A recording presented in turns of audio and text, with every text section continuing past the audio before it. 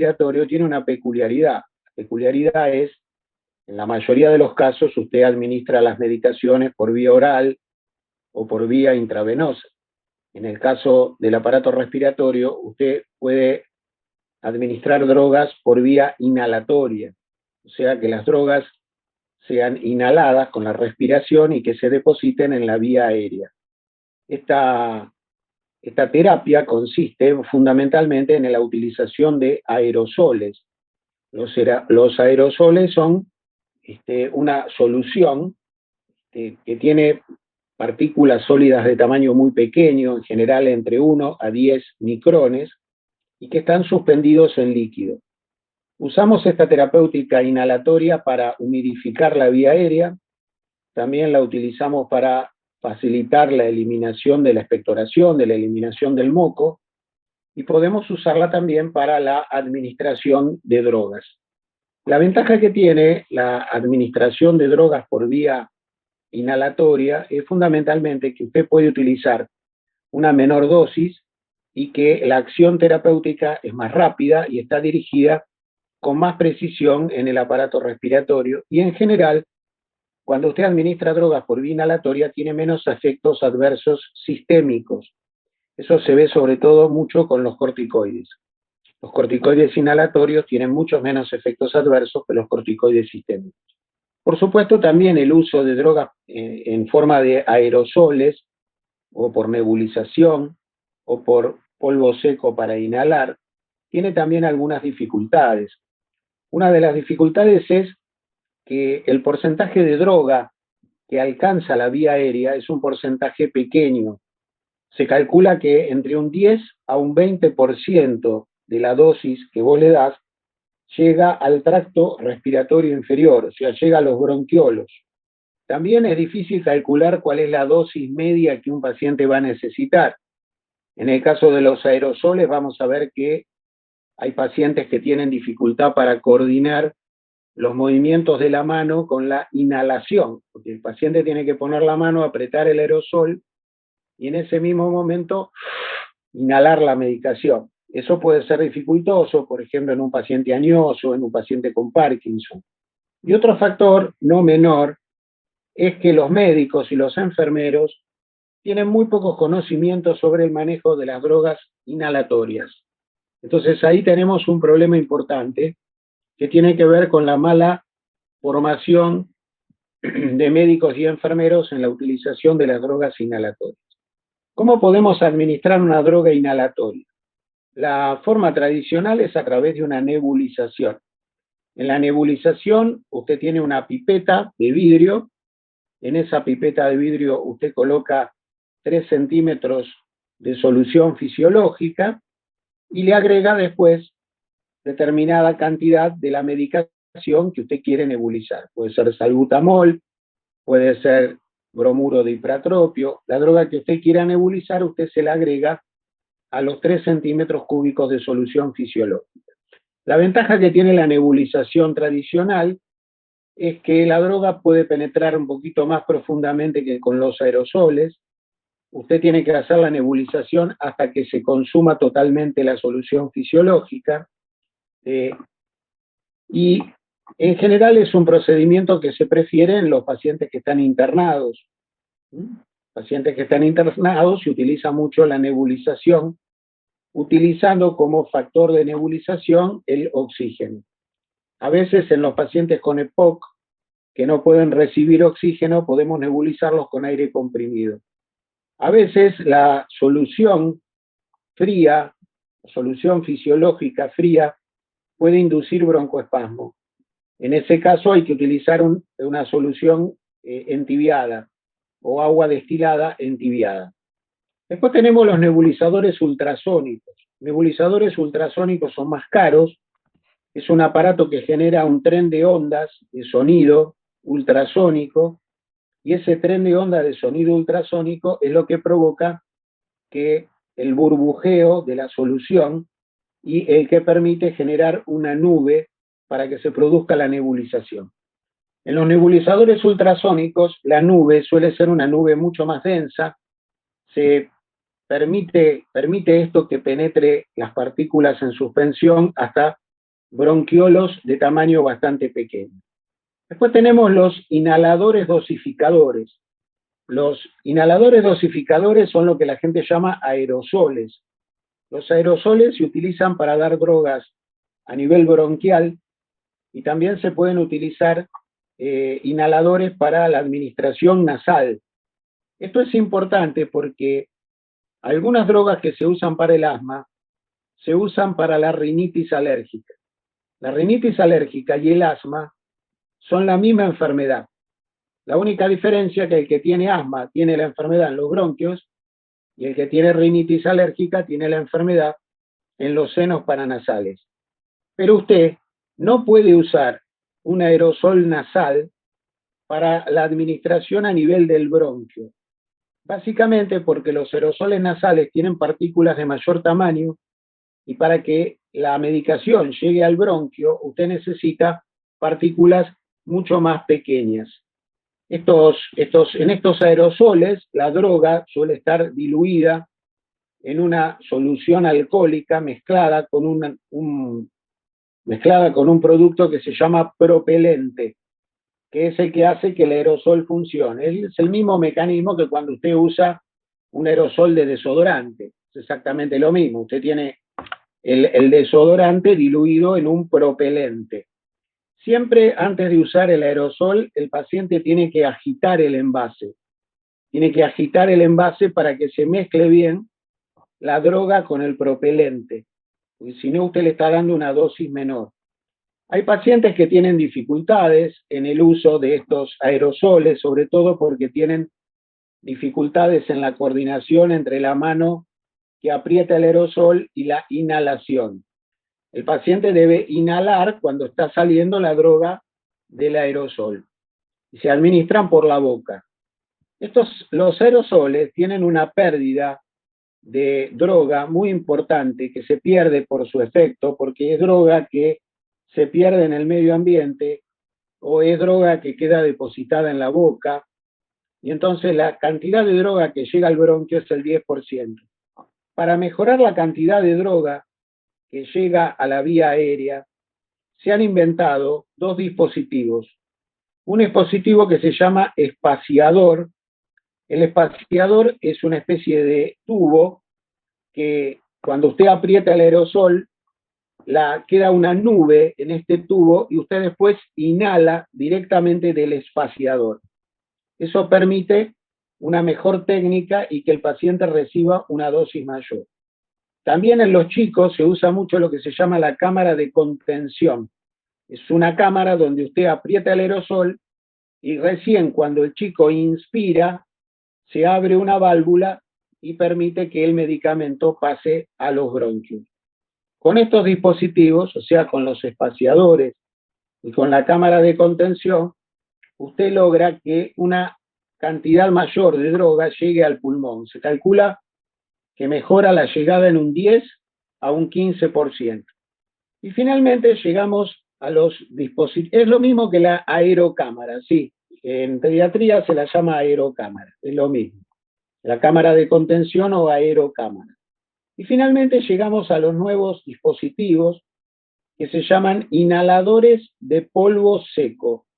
Inhaladores de polvo seco, que son los que se están utilizando cada vez más. Y todo el mundo cree que a futuro estos inhaladores de polvo seco van a reemplazar totalmente a los aerosoles.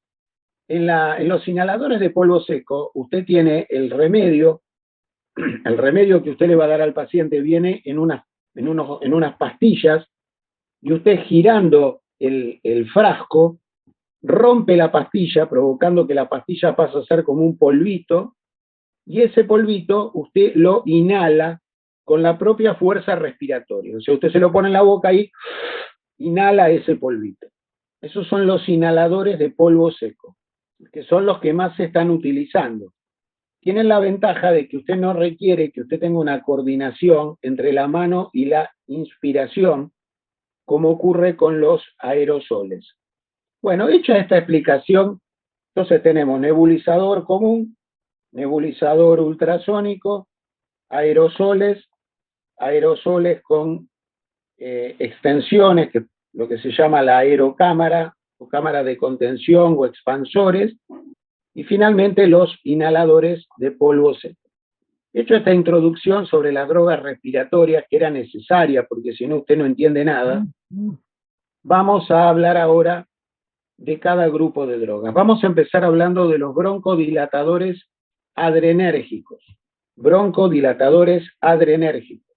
No hace falta que el paciente aspire con mucha fuerza. Ahí me están preguntando si en los inhaladores de polvo seco el paciente tiene que aspirar con mucha fuerza. No. Lo que hace falta es que haga una inspiración normal por la boca. Inspira por la boca y ya de esa manera inhala el medicamento. Bueno, vamos a hablar de los broncodilatadores adrenérgicos, o drogas también se llaman beta-miméticas. Beta-miméticas porque actúan sobre el receptor beta. Estimulan al receptor beta adrenérgico. En esa estimulación del receptor beta adrenérgico se produce un aumento intracelular del AMP cíclico por estimulación de la adenilciclasa. La estimulación de los receptores beta produce que el músculo bronquial se relaja. Hay una relajación del músculo bronquial. También se inhibe la liberación de mediadores inflamatorios, se estimula la movilización del moco, se suprime el reflejo de la tos y se inhibe la transmisión colinérgica. Estos broncodilatadores adrenérgicos se utilizan en el asma producida por el ejercicio, en las bronquitis crónicas y agudas, en los pacientes con EPOC, y en los pacientes con bronquiectasia, y en los pacientes con broncoespasmo. El clearance de moco, lo que significa, acá me preguntan, ¿qué es eso del clearance de moco? El clearance de moco es que estimulan que se fabrique moco y que el moco circule, que no quede estancado en la vía aérea, que el moco se fabrique y se movilice, que no quede ahí estancado generando expectoración. Por eso cuando usted tiene una bronquitis que tiene tos y expectoración, si a usted lo nebulizan con salbutamol, usted va a tener menor cantidad de moco, le va a facilitar la movilización del moco y usted va a tener menor expectoración. Dentro de estos betamiméticos adrenérgicos, el más común es el salbutamol.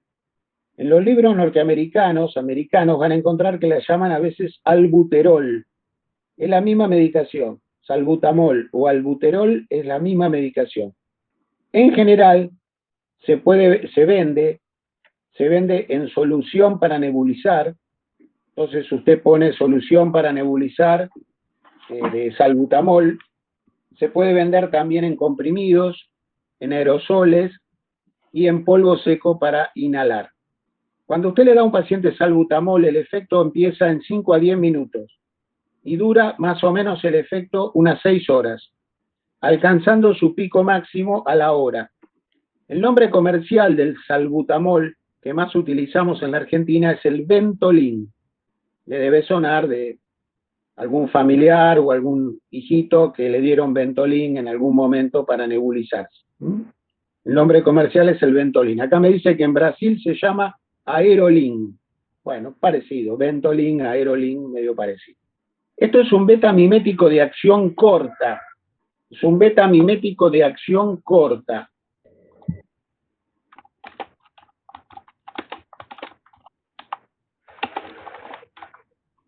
Pero después tenemos betamiméticos de acción sostenida. Los betamiméticos de acción sostenida son el salmeterol y el formoterol. Salmeterol y formoterol. Vienen en aerosol y en polvo seco para inhalar. ¿Por qué son de acción sostenida? Porque estas drogas tienen una modificación en la droga que hace que cuando se pega al receptor beta, cada vez que la droga intenta despegarse del receptor, se vuelve a pegar. Intenta despegarse, se vuelve a pegar. Intenta despegarse, se vuelve a pegar. De esa manera, el efecto es mucho más prolongado, puede durar hasta 12 horas. Por eso, van a ver que en el tratamiento del asma, cuando estamos tratando a un enfermo no en un momento agudo, sino que lo estamos tratando en el consultorio, usamos sobre todo salmeterol o formoterol. En los últimos años han aparecido algunos betamiméticos de acción prolongada nuevos, que son el indacaterol y el bilanterol, con B corta, bilanterol. Todos los betamiméticos tienen efectos adversos. El efecto adverso es que producen taquicardia, pueden producir palpitaciones, temblor, nerviosismo, midriasis, insomnio, cefaleas, puede disminuir los niveles de potasio en la sangre y puede aumentar los niveles de glucosa y los niveles de insulina. Cuando usted asocia corticoides a estas drogas betamiméticas, no, en la crisis aguda usted no da salmeterol, usted en las crisis agudas tiene que usar salbutamol. Eso lo vamos a ver cuando veamos la crisis asmática. En la crisis asmática se utiliza un betamimético de acción rápida. Cuando usted trata el asmático en consultorio, puede usar un betamimético de acción prolongada. Los corticoides tienen la capacidad de potenciar la respuesta del receptor beta. Producen una upregulation de los receptores beta. Y eso hace que, al aumentar el número de receptores, aumenta además la afinidad de la droga por el receptor. ¿Son peligrosos? ¿Son peligrosos los betamiméticos? Los betamiméticos son peligrosos si el paciente abusa de ellos. Hay pacientes asmáticos que abusan de los betamiméticos. Como abusan de los betamiméticos, si consumen en el mes más de 1,4 frascos de inhalador, pueden tener mayor tendencia a morir. Esa mayor tendencia a morir estaría producida por la aparición de arritmias. También se cree que el uso crónico y como única medicación de las drogas beta-adrenérgicas podría aumentar la reactividad del bronquio y podrían generar fenómenos de tolerancia. Fenómenos de tolerancia. Claro, si producen arritmia pueden producir muerte súbita. Esto se ve en la práctica, porque yo recuerdo hace unos años, me encuentro con un paciente asmático y le digo, bueno, ¿y usted qué toma para el asma? Y yo tomo Ventolin. ¿Pero cómo Ventolin? Sí, pero ¿cuánto Ventolin toma usted? Y yo por semana me consumo 3 frascos de Ventolin. Por semana. O sea, quiere decir que el tipo consumía 12 frascos por mes. Eso es altamente riesgoso. Ese paciente se puede morir por una arritmia porque está haciendo un uso abusivo de los betamiméticos. Vamos al segundo grupo de drogas, que son los broncodilatadores anticolinérgicos. Si usted tiene, acá me preguntan, si usted tiene ansiedad, ¿puede usar los betamiméticos? Sí, puede usar los betamiméticos. Lo que tiene que hacer es medicarse la ansiedad. Usted se va a tener que medicar la ansiedad. Pero si usted necesita utilizarlo porque usted tiene broncoespasmo, lo va a tener que usar. No tienen que consumir más de 1,4 frascos por mes. Por mes. Bueno, vamos a hablar de los anticolinérgicos, broncodilatadores anticolinérgicos. Bueno, normalmente en la vía aérea nosotros tenemos un tono colinérgico. Un tono colinérgico quiere decir un tono parasimpático. Y ese tono parasimpático produce broncoconstricción. Y además de producir broncoconstricción, el tono parasimpático produce aumento de la liberación de moco. Entonces, algún farmacólogo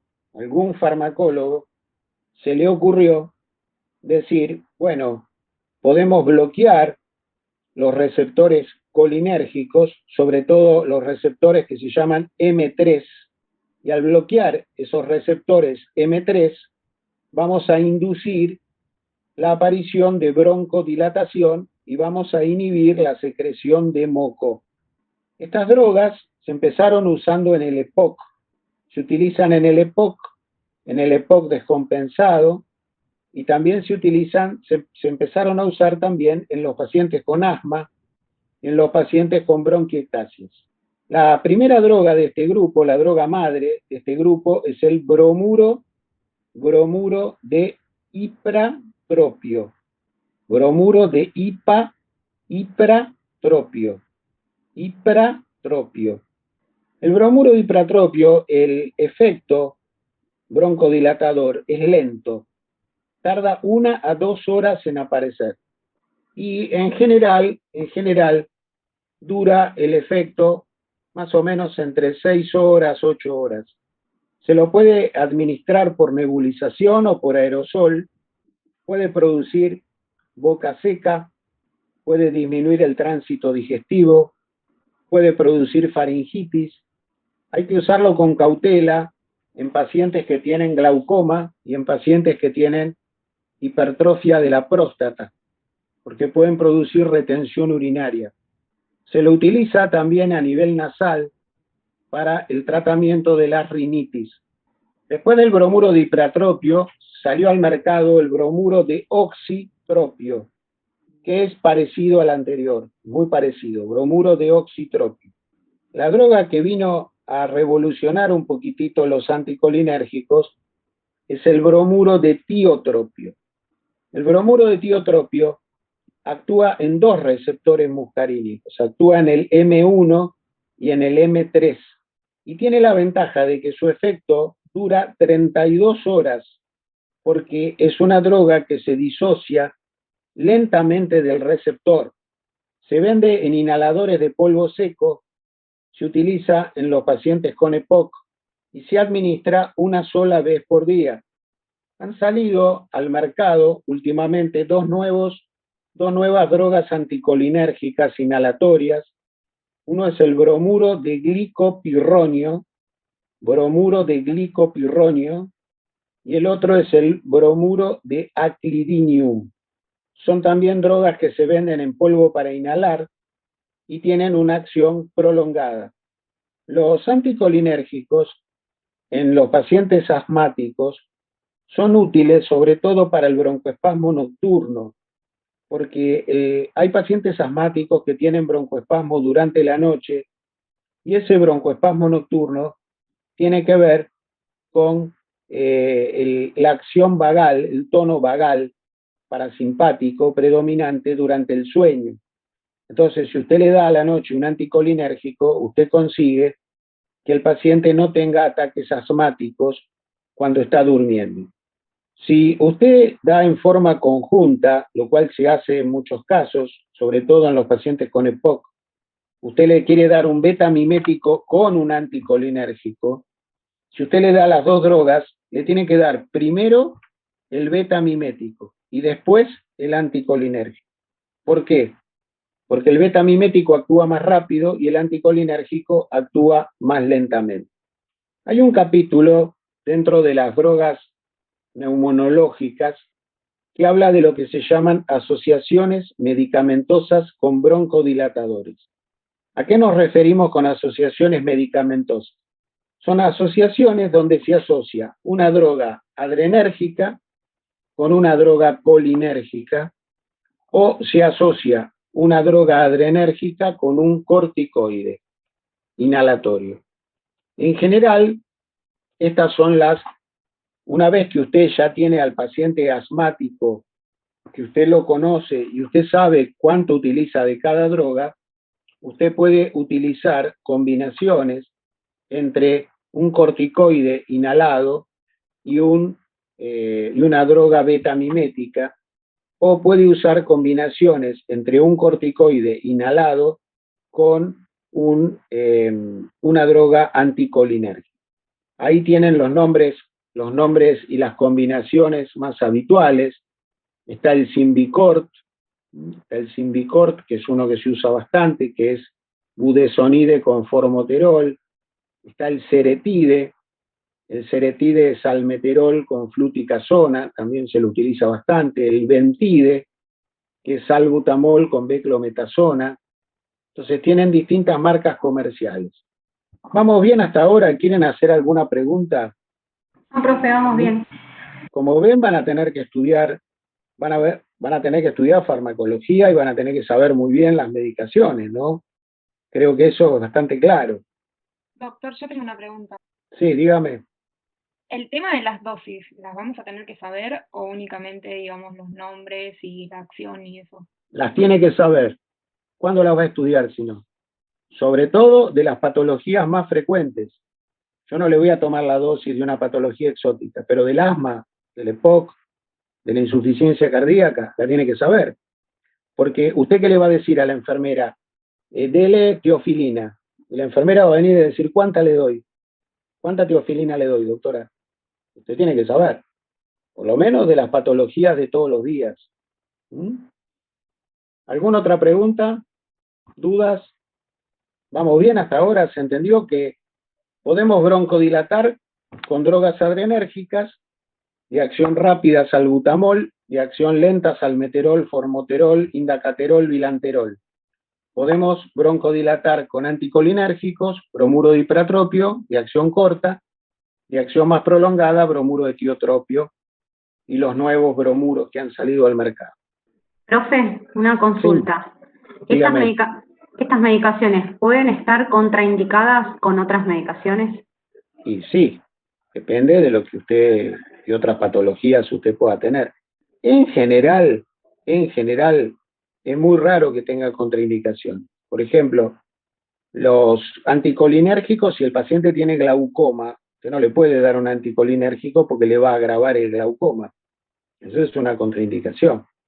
Si usted tiene un paciente que tiene arritmias de por sí, y usted sabe que con frecuencia hace episodios arrítmicos, usted va a tratar de no darle una medicación que le aumente la frecuencia cardíaca. Esto usted lo va a tener que ir evaluando con cada paciente y con cada patología que el paciente tiene de base. Gracias, profe. En general se toleran muy bien estos medicamentos. Profe, Bueno, una que tenga acción sobre el receptor M1, el tiotropio, hace que tenga más acción muscarínica y que la acción dure más horas. La droga se pega al receptor y está pegada durante más horas, por eso el efecto dura 32 horas. La ventaja de eso es que usted se la da una sola vez por día. Esto está absolutamente probado. Todo medicamento que usted le da al paciente una vez por día tiene mejor cumplimiento que si usted le da 2 veces por día.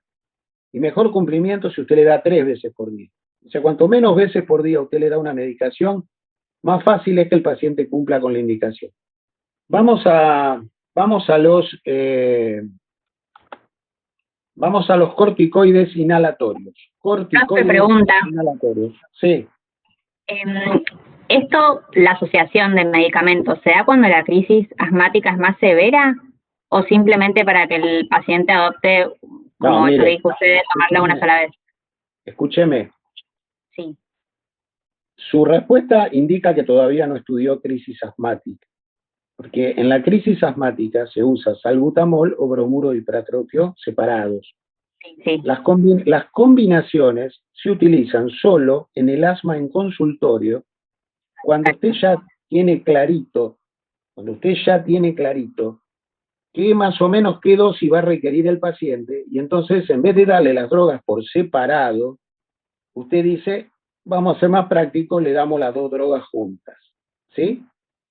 Para el paciente la ventaja que tiene es que se hace una inhalación y recibe las 2 medicamentos. Pero usted tiene que tener cuidado porque no puede usted aumentar separadamente las drogas. ¿Se entiende lo que quiero decir? Si yo le doy a un paciente, póngale salmeterol, y le doy bromuro de ipratropio, yo puedo aumentarle la dosis de salmeterol sin aumentarle la de ipratropio. Si yo le doy una combinada, la combinada, cada vez que le da, usted le está dando las 2 medicaciones. Y quizá el paciente no lo necesita eso. Por eso yo le digo que una vez que usted estabiliza al asmático y usted ya sabe cuáles son sus requerimientos, usted va a evaluar si le conviene pasarlo a una combinación. Si no, lo puede manejar con drogas separadas, ¿se entiende? Con frasquitos separados. Usted le dice, señor, el salmeterol usted se lo va a dar 3 veces por día. Y el ipratropio se lo va a dar 2 veces por día. Frasquitos separados. Si usted ve que de salmeterol necesita 2 veces por día y de ipratropio necesita 2 veces por día, usted puede decir, bueno, en vez que tenga 2 frasquitos, que tenga un solo frasquito y que se dé una sola vez las 2 drogas juntas. Esa es la única ventaja. ¿Se entiende? El problema es que esas combinaciones, esas drogas combinadas, suelen ser más caras. Y esto hay que tenerlo en cuenta, porque el paciente, por ejemplo, asmático o con EPOC, es un paciente que consume estos medicamentos todos los días y el costo del tratamiento por mes es muy importante, porque el paciente a lo mejor es un jubilado, no puede pagar una droga combinada que es muy cara. A lo mejor usted le da las drogas separadas y el paciente las puede pagar perfectamente. ¿Entiende? ¿Se entendió lo que dije? Sí, perfecto, gracias. Bien. Vamos a los corticoides inhalatorios. Bueno, acá la pregunta es, si le podemos dar corticoides orales, porque nosotros tenemos corticoides orales. El corticoide oral que más se utiliza es la meprednisona, que vienen comprimidos de 8 y de 20 miligramos. Pero entonces, ¿por qué vamos a elegir usar corticoides inhalatorios en vez de usar corticoides orales? Básicamente porque cuando usted usa corticoides inhalatorios, el efecto corticoideo actúa directamente en el bronquio, disminuyendo la inflamación del bronquio. Usted sabe que el asma es una enfermedad que se caracteriza por tener una importante inflamación bronquial. Y el corticoide tiene un efecto antiinflamatorio y tiene un efecto antieosinófilo. Usted sabe que en el infiltrado inflamatorio, en el asma, participan intensamente los eosinófilos. Entonces, esto es una de las ventajas. La otra de las ventajas es que cuando usted le da el corticoide en el bronquio, usa dosis más chicas. Y al usar dosis más chicas, tienen menos probabilidad de que el paciente haga efectos adversos por el corticoide, que son muy graves. Porque el paciente que toma corticoides puede hacer un Cushing, el paciente puede tener glucemias altas, hipertensión arterial. Entonces, cuanto menor dosis usted le dé del corticoide, mejor. Además, si se lo administra localmente, se utilizan moléculas de corticoide que cuando pasan por el hígado se inactivan rápidamente. Al inactivarse rápidamente en su primer pasaje hepático, tienen menores efectos sistémicos que los corticoides orales. Esas son todas las ventajas por las cuales usamos corticoides inhalatorios. ¿Cuáles son los corticoides inhalatorios? Bueno, tenemos la beclometasona, la fluticasona, el flunisolide, el budesonide, y el último que ha salido al mercado es el ciclesonide. ¿Puede repetir, profe, por favor? ¿Cómo no? Beclometasona es uno de los que más se usa, el budesonide también es otro que se usa mucho, la fluticasona se usa mucho, el flunisolide no se usa tanto y el ciclesonide es nuevo, es un corticoide inhalatorio que ha salido hace poquito. Gracias, doctor. ¿Tienen efectos adversos?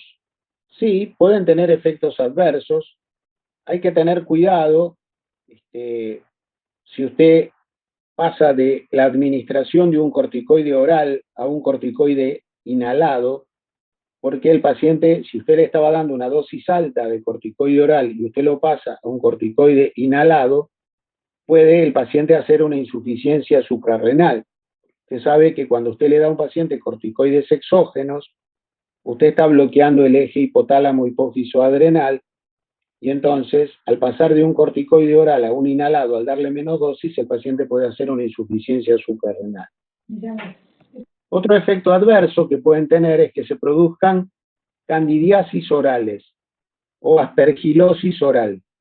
Para eso, lo que se le dice al paciente es que se haga un buche, después de hacerse el aerosol del corticoide, que se haga un buche con bicarbonato en la boca para remover todo el corticoide que puede quedar en la boca. Otro efecto adverso es la disfonía. ¿Para qué se usan estos corticoides inhalatorios? Bueno, vamos a aclarar acá varias cosas. Los corticoides inhalatorios se usan en el asma en consultorio. Esa es la principal indicación, el asma en consultorio.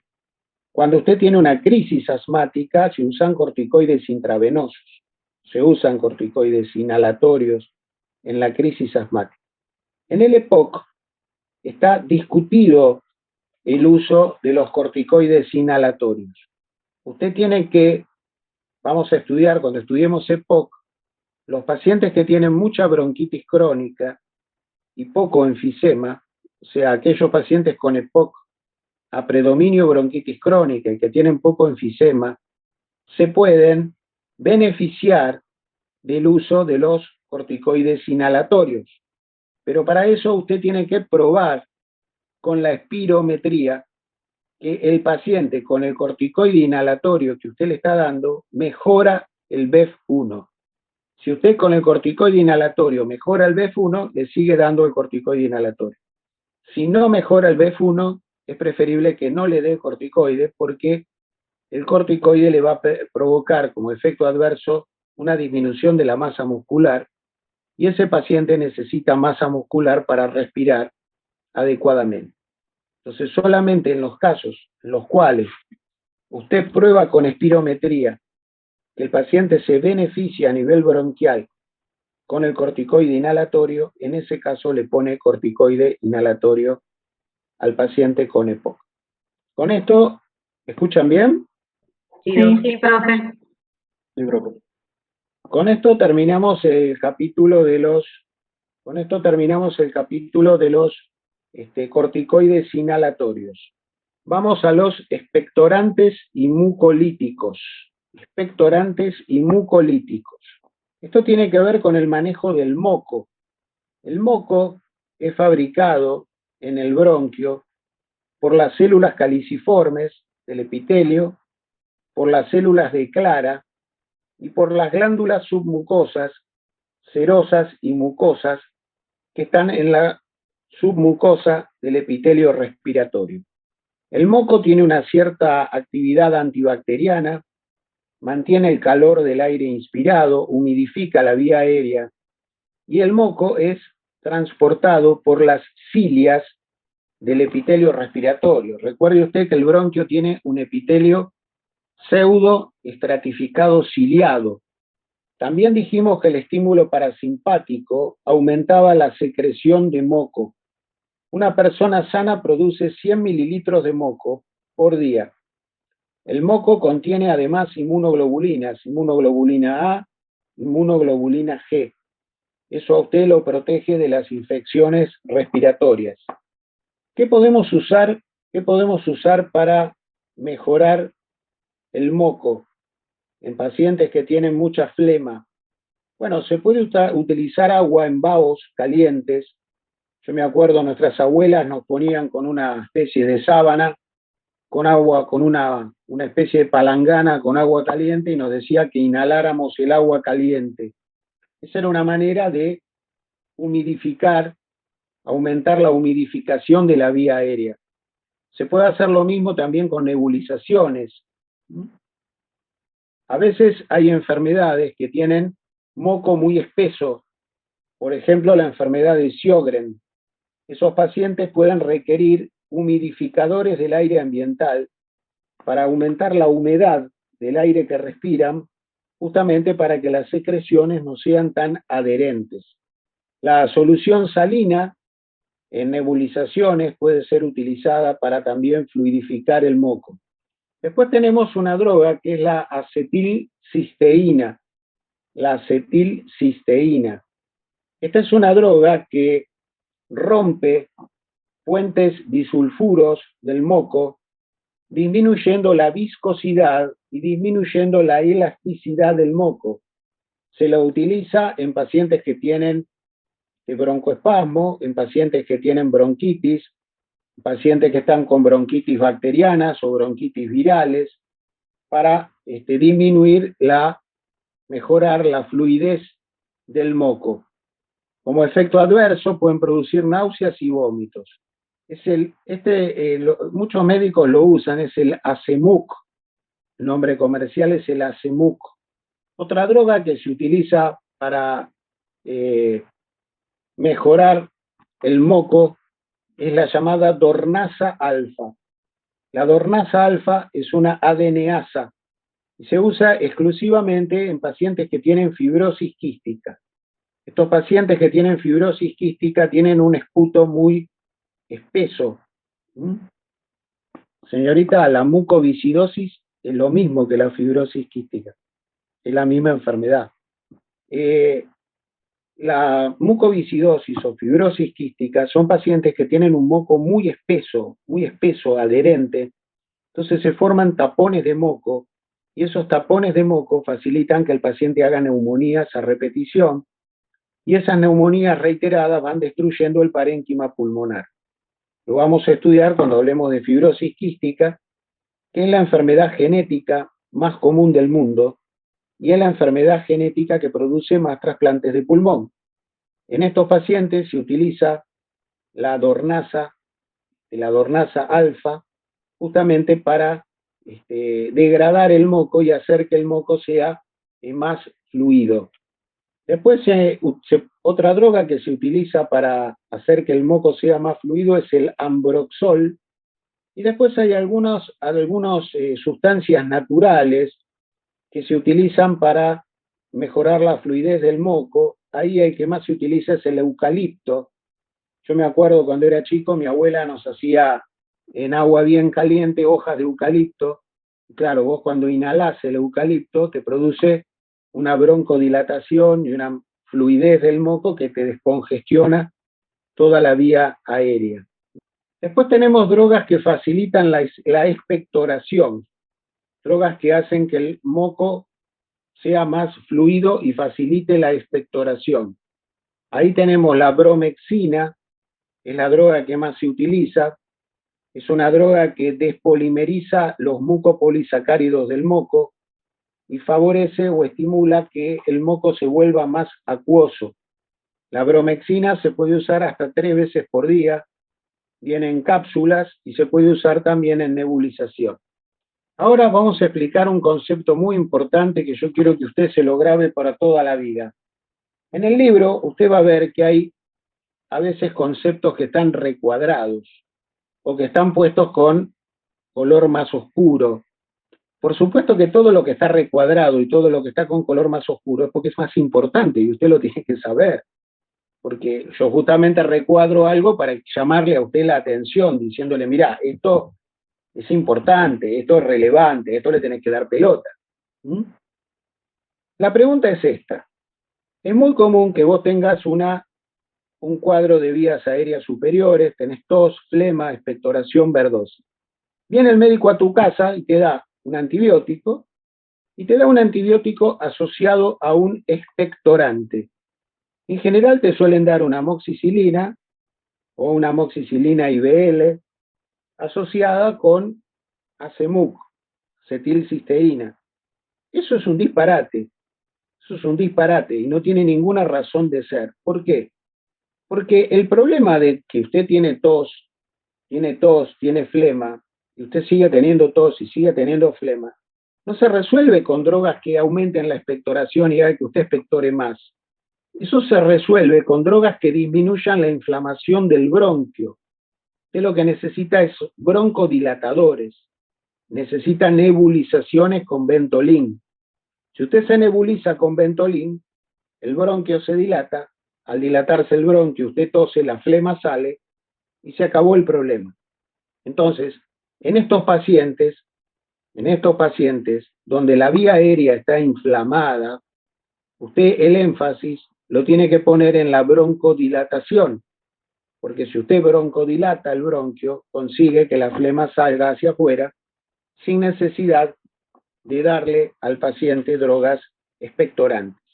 Si usted no lo hace así, lo que ocurre es que el paciente tose cada vez más y el cuadro no se resuelve y la gente está 10 días tosiendo y dice sigo mal, y claro, sigue mal porque nadie le dilató los bronquios. Si usted le da un broncodilatador, en 3 días está fenómeno. Vamos a la teofilina.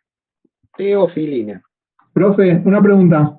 Dígame. ¿Cuándo sí están prescritos los expectorantes? Yo los uso muy poco, salvo en situaciones en pacientes con fibrosis quística, que usted use la dornasa alfa, ese tipo de cosas sí, pero si no, los expectorantes, si el cuadro es por inflamación bronquial, no tiene sentido. Soy sincero, no tiene sentido. Es aumentarle el gasto al paciente, cuando con una nebulización con Ventolin el tipo va a estar mejor que con el expectorante. Gracias. Vamos a la teofilina.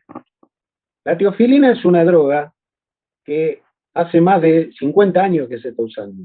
Es una droga que se utiliza en el asma solamente en el consultorio. Se usa en el EPOC, en el consultorio y también en el cuadro de descompensación del EPOC. Ya no se usa más en la crisis asmática. Y su utilización en la descompensación en el EPOC me han dicho que está cuestionada también. Últimamente se está empezando a cuestionar. Pero como todavía en la Argentina se la usa bastante, por ahora vamos a dejar esa indicación. Es una droga que no se sabe cómo actúa. Fíjense que extraordinario, una droga que hace más de 50 años que usamos y no se sabe muy bien cuál es el efecto. Se plantearon distintos efectos, pero ninguno quedó muy claro. Hasta que trabajos recientes demostraron que los pacientes con asma, la teofilina podría tener fenómenos inmunomoduladores. Podría ser un inmunomodulador de la respuesta inflamatoria del bronquio. Y esa podría ser entonces su utilidad. Además, la droga disminuiría la reactividad bronquial, disminuye la liberación de los leucotrienos y también sería útil en el asma inducida por el ejercicio. El uso en el EPOC tiene más que ver con los músculos respiratorios. En el EPOC mejora la contractilidad del diafragma, disminuye la fatiga de los músculos respiratorios, mejora el movimiento del moco a nivel del bronquio. Así que esos serían los principales efectos, sobre todo el efecto diafragmático. Esta droga es una droga que usted tiene que usarla con cautela. Si usted la usa bien, no va a tener problemas, pero tiene que usarla adecuadamente. La dosis de teofilina es de 200 miligramos cada 12 horas. 200 miligramos cada 12 horas es la dosis para un señor de 80 kilos. Si usted tiene un señor que pesa 130, puede darle 200 cada 8. Si usted tiene una gentil señorita que pesa 50 kilos, le puede dar 100 cada 12.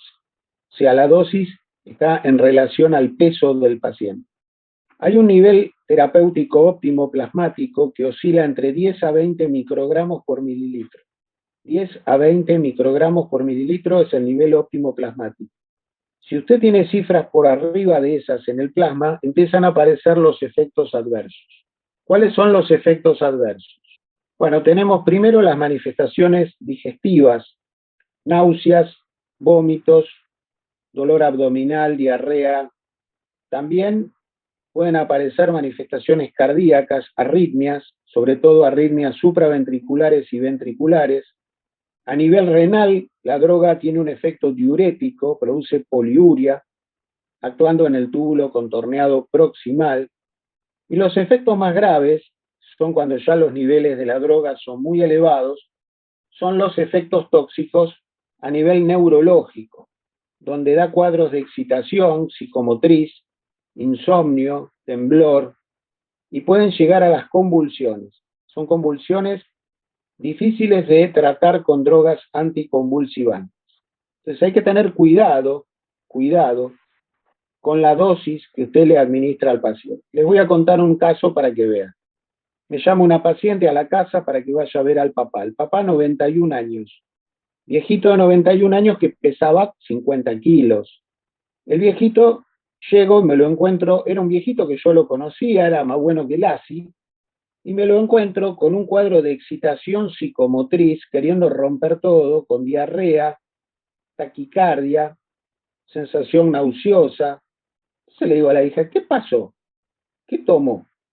Dice, no, bueno, lo que pasa es que estaba con un cuadro bronquial y yo llamé al médico de acá a la vuelta. Claro, pero a las 3 de la mañana me llamó a mí. No está bueno eso. Entonces le digo, ¿y qué le dio el médico de acá a la vuelta? Y le dio teofilina. ¿Y cuánto le dio? 200 cada 8. Claro, 200 cada 8 era una dosis para un señor de 120 kilos. El viejito pesaba 50, tenía una intoxicación por teofilina del carajo. Entonces tuve que sacarle la teofilina, darle mucho líquido para que eliminara toda la teofilina. Cuando eliminó toda la teofilina, el viejito se calmó. Cuando lo fui a ver a los 2 días, me dice, uy, doctor, me dijeron que hice un despelote, que armé tanto despelote. El viejo estaba totalmente excitado, ni se acordaba lo que había hecho. Entonces, es una buena droga, pero es una droga que usted tiene que saber utilizarla con cierta cautela. Tiene que saber utilizarla a las dosis adecuadas. Tengo que decir algo, no hay teofilina intravenosa. Cuando usted tiene que usarla por vía intravenosa, tiene que usar la aminofilina. De la aminofilina vamos a hablar cuando demos la clase de POC. Tengo que decir algo que es muy importante para que ustedes lo tengan claro. Hay una tendencia mundial a defenestrar drogas antiguas y baratas para reemplazarlas por drogas nuevas y carísimas.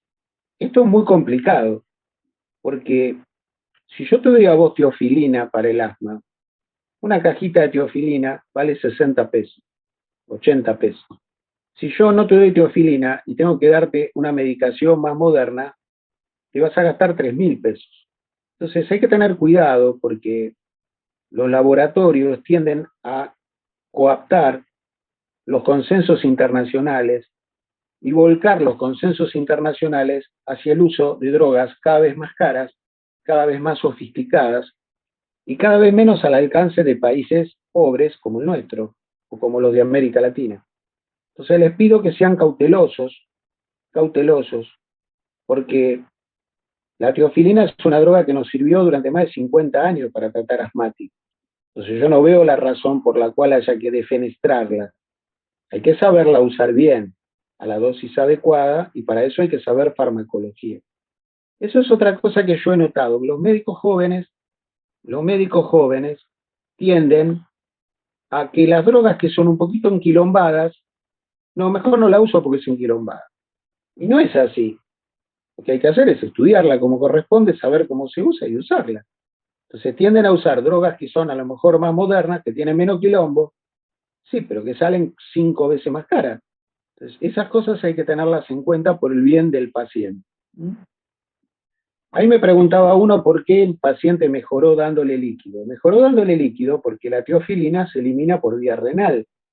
Si usted está intoxicado con teofilina, si yo le doy mucho líquido, usted orina y a medida que orina va lavando la droga y cada vez tiene menos droga en el plasma. ¿Hay algún revertidor, profe? No, no hay revertidor. No hay revertidor. De la intoxicación no hay revertidor. Usted tiene que bajarle la dosis y hacerlo al paciente orinar. Gracias. Doctor,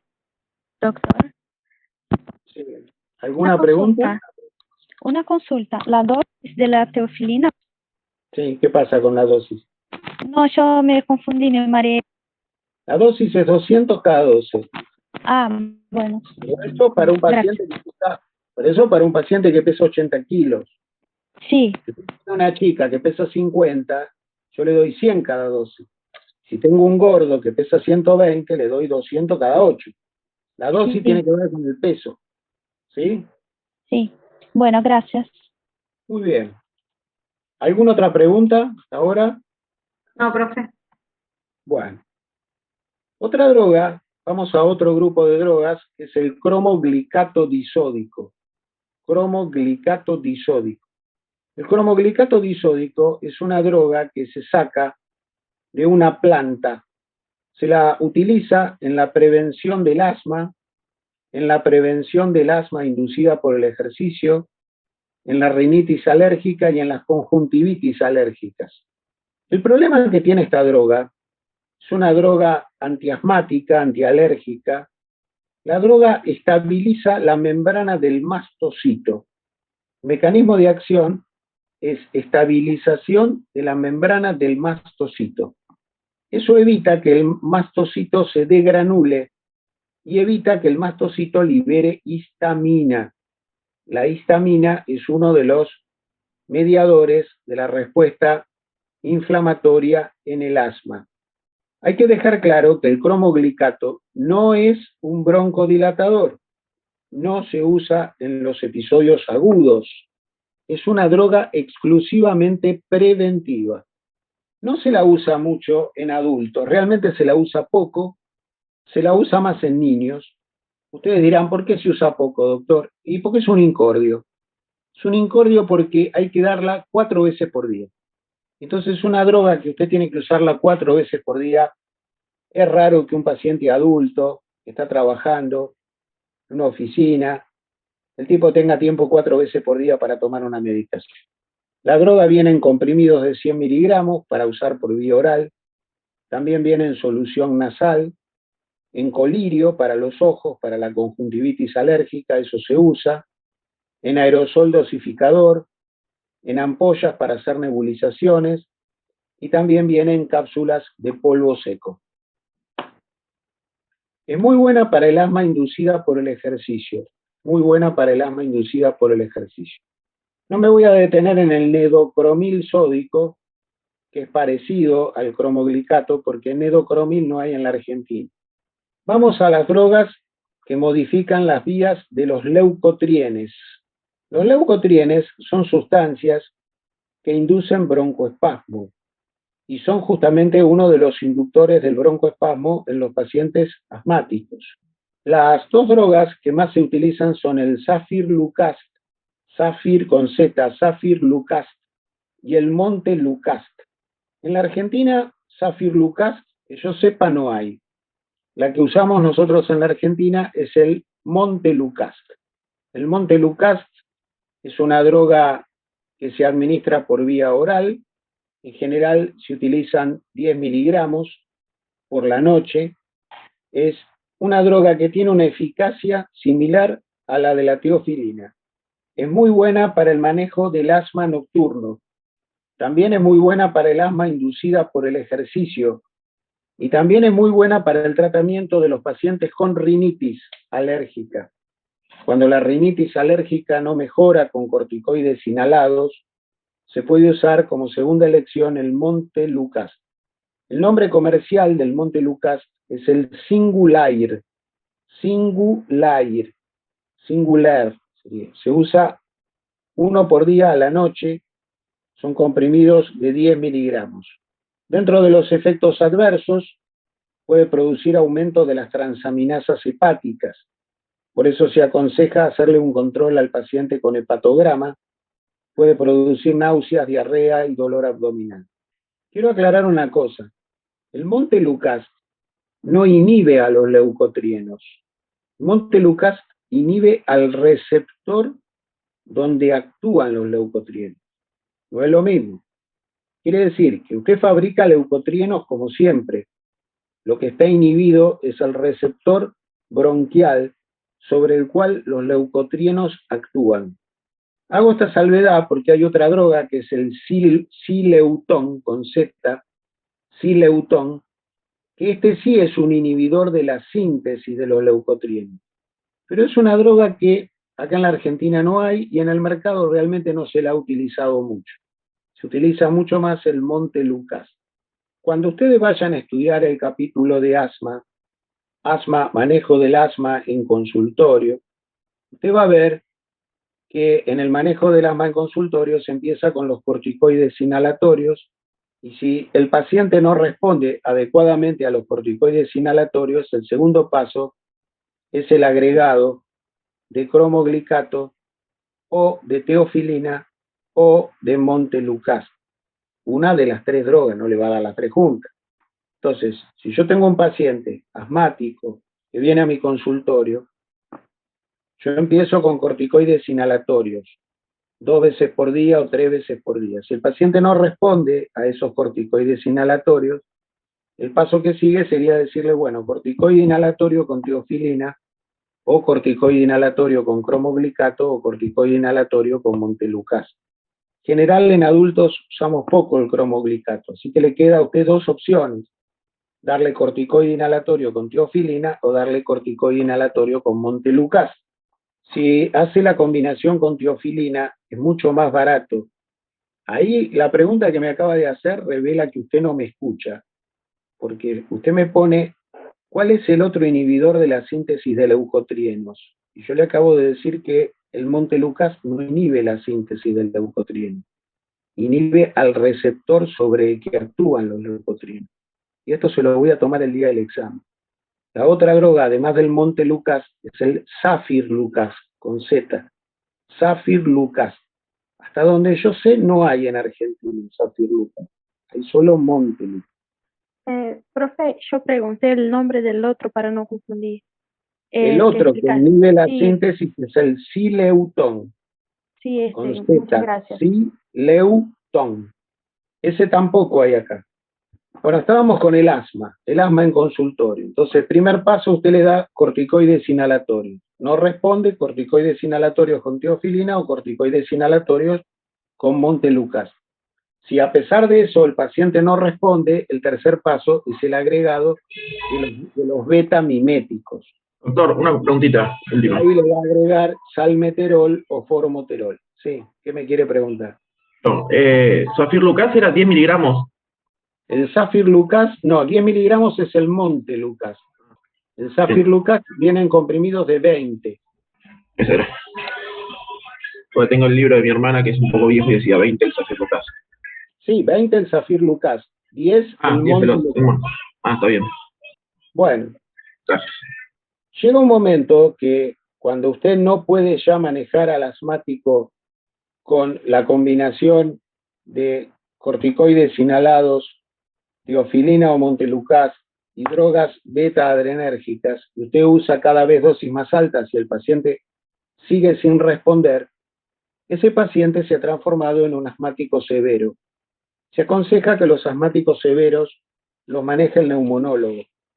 O sea, la primera etapa lo puede manejar un médico clínico, pero ya cuando es un asmático severo, se aconseja que lo maneje el neumonólogo. Y el neumonólogo, ¿qué drogas tiene para manejar? Bueno, tiene los corticoides orales. Cuando usted le pone corticoides orales a un asmático, deja de darle corticoides inhalatorios. Vas a darle corticoides exclusivamente orales. El problema es que usted va a tener efectos adversos por la utilización de esos corticoides orales. También le puede dar inmunosupresores, drogas inmunosupresoras. Y después, si el paciente no responde a eso, ya es un asmático severísimo. Estamos hablando del 3%, 4% de los asmáticos. Son los asmáticos que no responden al tratamiento convencional. Para estos pacientes han salido al mercado anticuerpos monoclonales para controlar el asma. Estos anticuerpos monoclonales son drogas recontraespecíficas y que prácticamente disminuyen el número de ataques asmáticos en más del 50%. Usted me dirá, bueno, doctor, ¿por qué no las usamos de entrada? Porque si son tan eficaces, claro, el problema es que son eficaces, pero valen $1.000 por mes. O sea que $1.000 por mes, si yo hice bien la cuenta, serían 150.000 pesos por mes. Entonces, acá el problema es el costo de la droga, la limitante es el costo. Por eso, usted tiene, acá en la Argentina, el sistema de salud es tan bueno que a usted la droga se la van a dar, pero se la van a dar siempre y cuando usted demuestre que, habiendo hecho el tratamiento con todas las drogas anteriores, usted continúa teniendo un asma muy grave y un asma que pone en peligro su vida.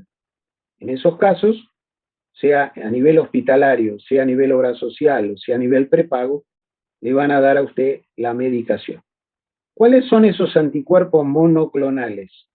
Bueno, el primero que se fabricó es un anticuerpo monoclonal que se une a la inmunoglobulina E inactiva a la inmunoglobulina E.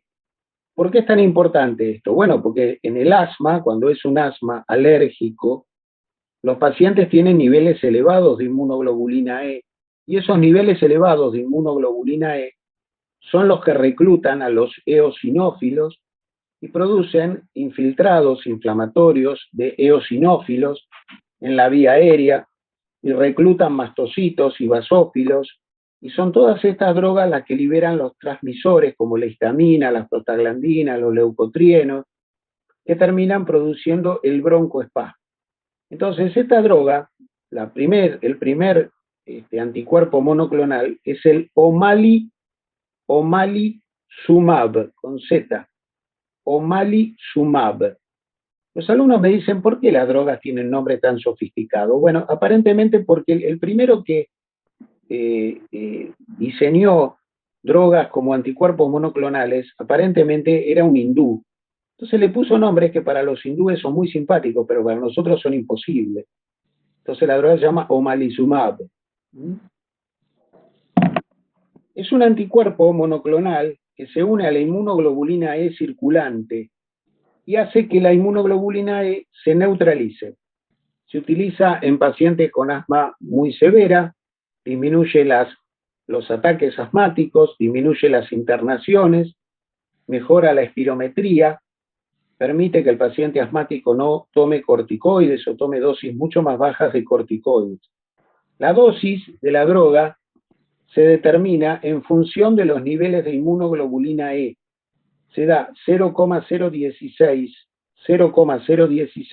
miligramos por kilo por unidad internacional de inmunoglobulina E que tiene el paciente. La droga se administra por vía subcutánea y se administra cada 15 días o cada mes. Para tratar al paciente con esta medicación, por supuesto, tiene que ser un asmático que tenga inmunoglobulina E elevada. Si no, no va a servir la medicación. Después salieron al mercado tres drogas que actúan en la interleuquina 5 o en el receptor de la interleuquina 5. La primera es el mepolizumab. El mepolizumab es un anticuerpo monoclonal que está dirigido contra la interleuquina 5. Esta interleuquina 5 es la responsable de reclutar eosinófilos en la médula ósea. O sea que usted con el mepolizumab estaría evitando el reclutamiento masivo de los eosinófilos. Se puede dar por vía intravenosa, 75 miligramos, o por vía subcutánea, 100 miligramos, cada 4 semanas. Profe, disculpe. ¿Qué cosa? ¿Puede repetir las dosis, por favor? Intravenosa, 75 miligramos, y subcutánea, 100, cada 4 semanas. Gracias. La droga disminuye las internaciones por asma, las descompensaciones por asma. Usted tiene que saber de las drogas el nombre de la droga. No me puede decir el nombre comercial. Tiene que decirme el nombre de la droga. Usted tiene que saber cómo se llama cada droga. Yo hay drogas en las cuales le digo los nombres comerciales porque cuando viene el paciente le va a decir estoy tomando Ventolin o estoy tomando alguna droga o estoy tomando Singular. Entonces, bueno, que usted tenga una idea más o menos de cuáles son los nombres comerciales más comunes. Parecido al mepolizumab es el reslicumab. También está dirigido contra la interleuquina 5, se da por vía intravenosa, 3 miligramos por kilo, y también se da cada 4 semanas. Y después otro laboratorio sacó al mercado el, con B larga, benralizumab. Este actúa en los receptores ubicados en la superficie de los eosinófilos, evitando que la interleuquina 5 actúe en esos receptores. Se dan 30 miligramos cada 4 semanas. Después salieron al mercado unos anticuerpos monoclonales que inhiben a la interleuquina 4 y a la interleuquina 13, actuando en un receptor que se llama IL4RA. IL4RA. Es un receptor que está localizado en los linfocitos y provoca que cuando usted bloquea ese receptor hay una menor cantidad de linfocitos que generan infiltrado inflamatorio en el asma. La dosis es de 300 miligramos subcutánea una vez por semana. El último grupo es una droga nueva que es un inhibidor de la linfopoyetina tímica estromal. Inhibidor de la linfopoyetina tímica estromal. El nombre de la droga es el TCP con Z, TCP-Lumab. TCP-Lumab. Esta linfopoyetina tímica estromal es producida por el epitelio de la vía aérea cuando usted tiene inflamación crónica de la vía aérea. y es una sustancia crítica para iniciar y persistir la inflamación en la vía aérea. Esta droga todavía no ha salido al mercado, pero está en fase 3 de investigación y hasta ahora viene bastante bien, así que es muy probable que ya el año que viene esta droga esté en el mercado. Se administran 210 miligramos subcutáneos cada 4 semanas. La droga mejora mucho las exacerbaciones asmáticas. Bueno, con esto hemos dado toda la farmacología respiratoria, por lo menos la farmacología respiratoria más importante. Nos quedan algunas drogas que vamos a ir dando cuando demos cada capítulo. Por ejemplo, nos quedan las drogas que se usan para tratar la fibrosis pulmonar, pero básicamente hemos dado la mayoría de los fármacos. El fármaco que inhibe a la IL-4 y a la IL-13 es el dupilumab, con D, dupilumab.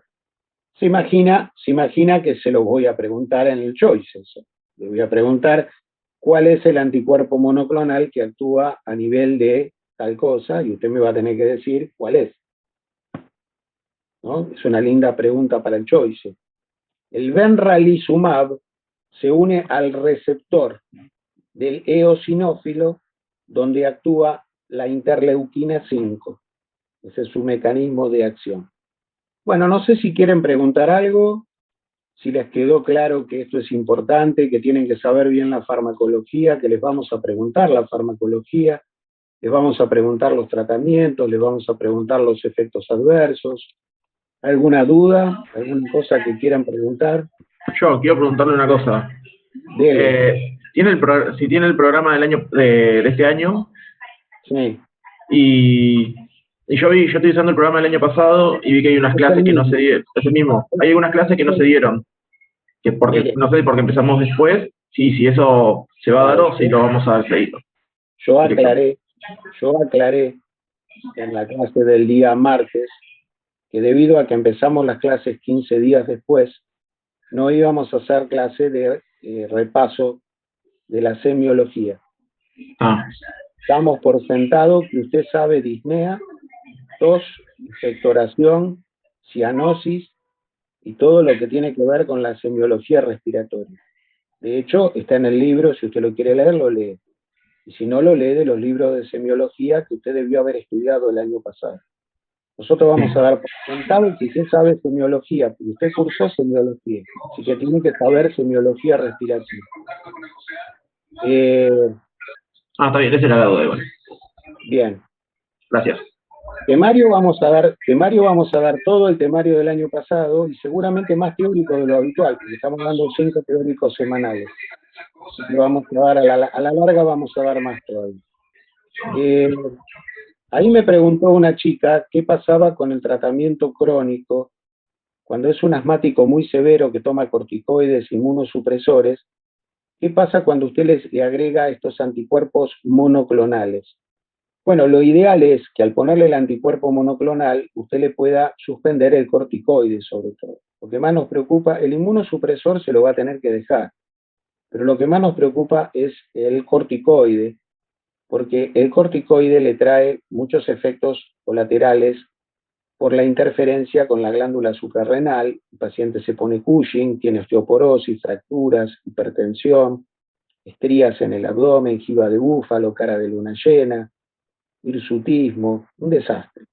Necrosis de la cabeza de fémur, glaucoma, cataratas, todo eso traen los corticoides en dosis alta. Entonces, usted va a tratar por todos los medios de usar la dosis más baja de corticoides que usted pueda. La dosis más baja de corticoides que usted pueda. ¿Dudas, preguntas? ¿Cómo les parece que venimos hasta ahora? Esta es una cátedra, yo trato de que esta cátedra sea una cátedra recontraordenada y que las cosas se den en un nivel alto. Así que ya habrán visto que 5 clases por semana son 5 clases por semana. Ya subimos el libro. No subí la clase primera porque me la mandaron hoy a la mañana, así que la tengo que subir. ¿Cómo se llama? La grabación de la clase. Así que van a tener de todas las clases la grabación en la página de la facultad.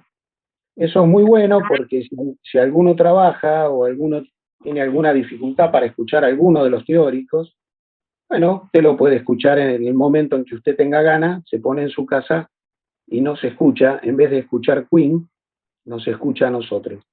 Así que... Profesor, disculpe, tengo una consulta. Dígame. Cuando estamos hablando de un asma severo y no tiene nada que ver con la farmacología, y tenemos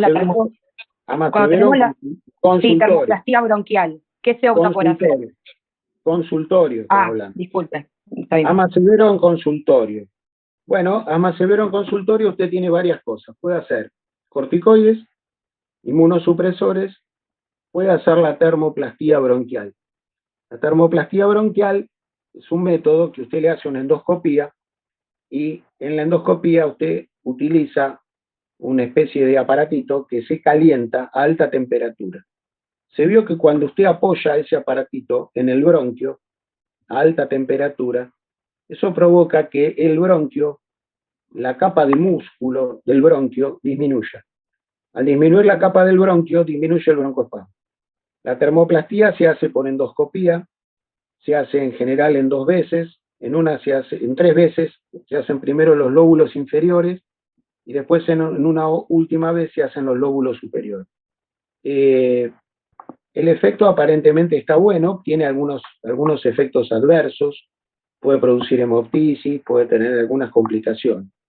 Y después le queda como último tratamiento, si usted con todo lo anterior no lo pudo compensar al paciente, no le pudo manejar, usted tiene que hacer una nota al prepago o a la obra social o al hospital diciendo, bueno, este paciente es un asmático muy grave, en general son el 4% de los asmáticos.